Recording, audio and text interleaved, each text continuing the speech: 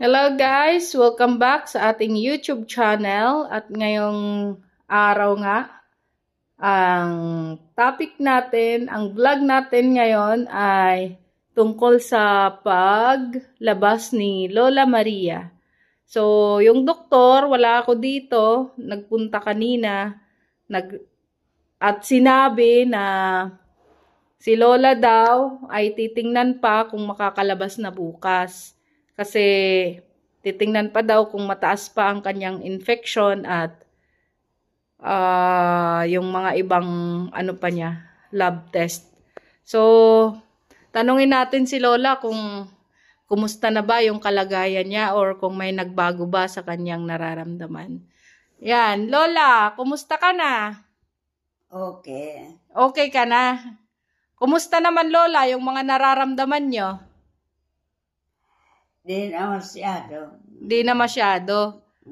Kanina nga, kasi sabi ng nagbabantay kay Lola, ayan o, sila, yan, yan. So, kanina ang sabi nila, si Lola daw ay nag-CR na mag-isa. Nag-CR ka mag-isa, Lola? Oo. Bakit? Hindi ka nagpaano? Hindi ka nagpahawak? Hindi ka nagpa-assist? Yari. Yari man lang. Ikaw lang mag-isa nagpunta sa CR, Lola? Oo. Ikaw lang ang umihi sa CR? Umihi. Ikaw lang nag-CR kanina? Or may naghawak sa'yo? Wala. Ikaw nga lang ang pumunta sa CR. Kaya nyo na, Lola? Maglakad? Nakakalakad na kayo? May kunta. Nakakalakad na kayo? Diniri ang gada ko pero namogroy bala kita klawas. Okay. Tinatrayan daw ni Lola. No, Lola, wag nyong itry na kaya nyo na kasi mamaya magkamali kayo ng apak, matutumba kayo, mas delikado, mas malaking problema yon. Ano, Lola? Sa susunod na magsi-CR kayo, may diaper naman kayo, Lola. Diyan na lang kayo umihi sa diaper nyo. Wag na kayong pumunta ng CR, Lola, ha? Okay. Kasi delikado kapag ka nadulas kayo or natapilok kayo. Opo, ka naglinis ng anak-anak ko na akong pampers. Ikaw na ang naglilinis sa pampers mo. Hindi ka na nagpapatulong dito sa mga ano mo, sa mga caretaker mo, caregiver.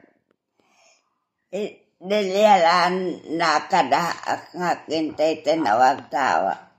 Yung isang taga-alaga mo, yun yung gusto mo. Oo. Kasi 3 yan sila nag-aalaga kay Lola. Kasi relyebo yan sila kapag kayong isa, pagod na, yung isa naman. May time lang sila kung sino ang magbabantay kay Lola.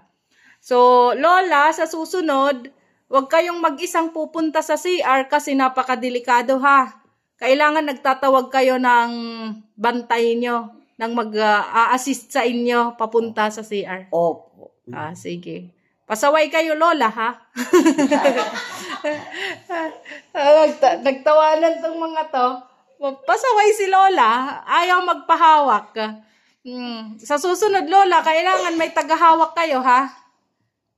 Sige. Kasi kanina, wala ako dito. Nagtatry laakan na klawas. Nagtatry kayo sa katawan nyo kung pwede nang lumakad. Opo. Ay, nako, Lola. Delikado ang pagtatry, Lola. Baka, anong mangyari sa inyo? Napakadelikado. Huwag kayong nagtatry, ha? Kailangan pag nagtry kayo, may naalalay sa inyo, ha?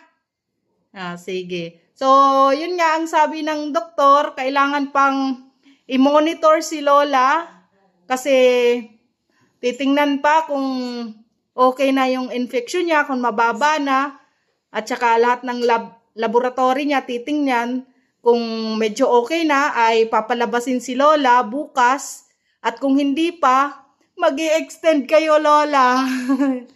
Extend si Lola pang 5 araw na natin ngayon, Lola. 5 araw na natin ngayon dito sa ospital. So, pag hindi pa tayo nakalabas bukas, pang-6, Baka pang 7 araw, makalabas na tayo. Bakit, Lola? May paganyan ka, may pailing-iling ka. Matagal na. Matagal na. Baka namumroblema na naman si Lola sa babayaran niya. Kasi, Opo. mas matagal yung pagkaka-confine ni Lola ngayon kaysa nung nakaraan. Kasi nung nakaraan, ay 3 days lang tayo dito sa ospital. Okay. Ngayon 5 araw na, bukas pang 6, baka pang 7 araw na tayo, ma-discharge. Titingnan natin yung doktor kung ano yung magiging magiging desisyon. Oo, magiging resulta or desisyon niya bukas. Kasi sabi niya, titingnan daw bukas kung pwede ka nang lumabas. Ha, Lola? Po. Okay, sige. Yun lang. Yun guys, ang update natin ngayon kay Lola Maria. At salamat sa suporta niyo. Salamat sa panonood. Don't forget to like, comment, and subscribe. Bye-bye. Oops! Para sa mga naka-wifi lang to. Joke lang. Bye-bye.